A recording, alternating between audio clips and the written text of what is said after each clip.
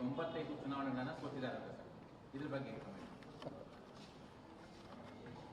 ನಿನ್ನೆ ನಮ್ಮ ಪಕ್ಷದ ಹಿರಿಯ ನಾಯಕರು ಈಗಾಗಲೇ ಅದ್ರ ಬಗ್ಗೆ ಹೇಳಿದ್ದಾರೆ. ಐರನ್ ಲೆಗ್ ಅಂತ ಹೇಳಿದ್ದಾರೆ.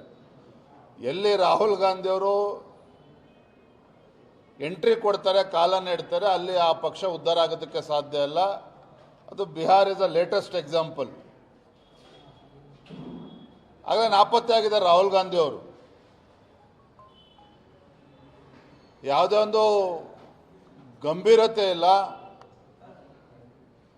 ದೇಶದ ಆಗು ಹೋಗುಗಳ ಬಗ್ಗೆ, ದೇಶದ ಅಭಿವೃದ್ಧಿಯ ಬಗ್ಗೆ ಯಾವುದೂ ಕೂಡ ಕಿಂಚಿತ್ತೂ ಕೂಡ ಕಾಳಜಿ ಇಲ್ಲ.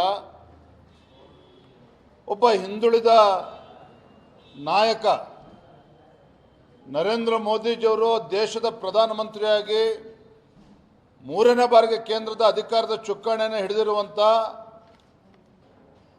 ವಿಚಾರವನ್ನು ಸಹಿಸಿಕೊಳ್ಳೋದಕ್ಕೂ ಕೂಡ ಇವ್ರಿಗೆ ಆಗ್ತಾ ಇಲ್ಲ, ರಾಹುಲ್ ಗಾಂಧಿಗಾಗಲಿ ಕಾಂಗ್ರೆಸ್ ಪಕ್ಷಕ್ಕಾಗಲಿ. ಹಾಗಾಗಿ ಪದೇ ಪದೇ ನರೇಂದ್ರ ಮೋದಿಜಿಯವರನ್ನ ಟೀಕೆ ಮಾಡುವಂಥದ್ದು,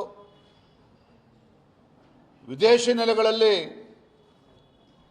ಭಾರತದ ಬಗ್ಗೆ ಅಪಮಾನಕರ ರೀತಿಯಲ್ಲಿ ಮಾತನಾಡುವಂಥದ್ದು,